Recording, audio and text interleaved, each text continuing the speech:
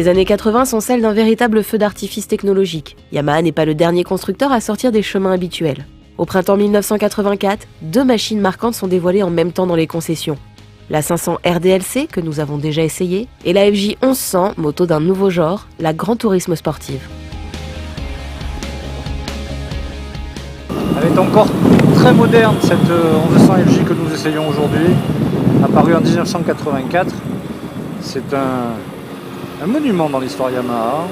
Elle a vraiment transfiguré la catégorie sport GT.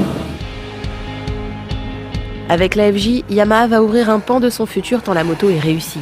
Son étude a été menée en Europe par un groupe de recherche basé à Amsterdam, dont François-Marie Dumas, ancien journaliste, fait partie à l'époque. L'étude conduit à une sportive rapide, mais facile à conduire, avec un comportement sain, facile et une grosse puissance. Semi-carénée, sa ligne interpelle immédiatement, elle est élégante et bien finie. Sous sa robe rouge et blanche, la FJ inaugure un cadre totalement inédit, le Lateral Frame Concept. Cette partie cycle innovante est un treillis tubulaire en acier carré qui entoure la colonne de direction. La moto est équipée de 2 jantes de 16 pouces, d'une suspension mono-amortisseur monocross et de 3 gros freins à disque ventilés axialement avec anti-plongée.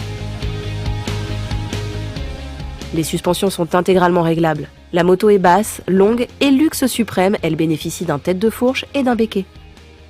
Le moteur double arbre promet 125 chevaux à 9000 tours minute et à l'époque, tout le monde imagine déjà coincer l'aiguille au-delà des 240 km/h indiqués sur le compteur. 16 soupapes, carbu à dépression, boîte 5 rapports, c'est du sérieux.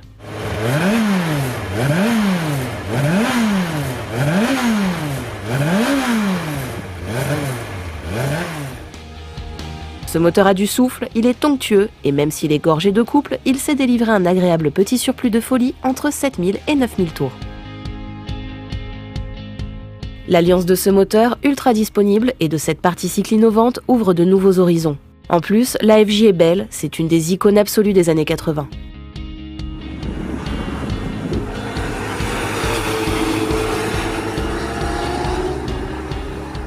La selle est assez basse, le cadre permet donc une assise très basse. L'ergonomie est plutôt bonne, les 2 bracelets sont assez écartés, ça vous donne un bon bras de levier pour basculer d'un angle à l'autre. La roue de 16 pouces avant facilite la maniabilité. La roue de 16 pouces arrière offre une bonne largeur de contact au sol, on peut réaccélérer assez tôt. Comme le moteur est onctueux, on n'a pas de risque de décrochage, la moto est dosable. Franchement, c'est pas étonnant que des milliers de motards aient utilisé cette moto pendant de très longues années.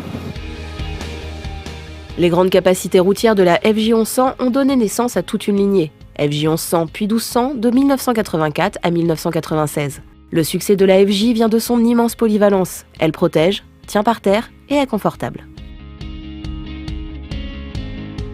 Moto à tout faire, vous emmener au bureau la semaine, vous faire une belle balade le week-end, vous faire une très longue traversée de l'Europe pour les vacances si vous en avez envie, avec une passagère, avec des bagages, tout seul.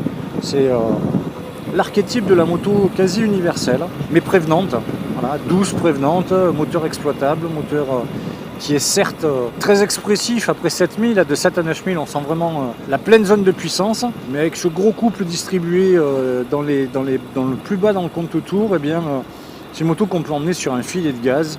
Et comme sa maniabilité est importante, eh bien, voilà, vous pouvez vous balader le nez au vent à 3 à 4000 tours pour admirer le paysage sans ressentir la masse de la moto grâce à sa maniabilité et sans ressentir la violence ou la force du moteur grâce à la souplesse. C'est un très très très beau compromis.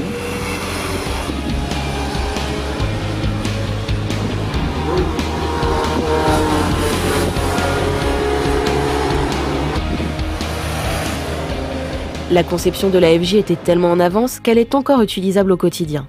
C'est avec elle que Yamaha a changé le grand tourisme, en y ajoutant une touche de sport.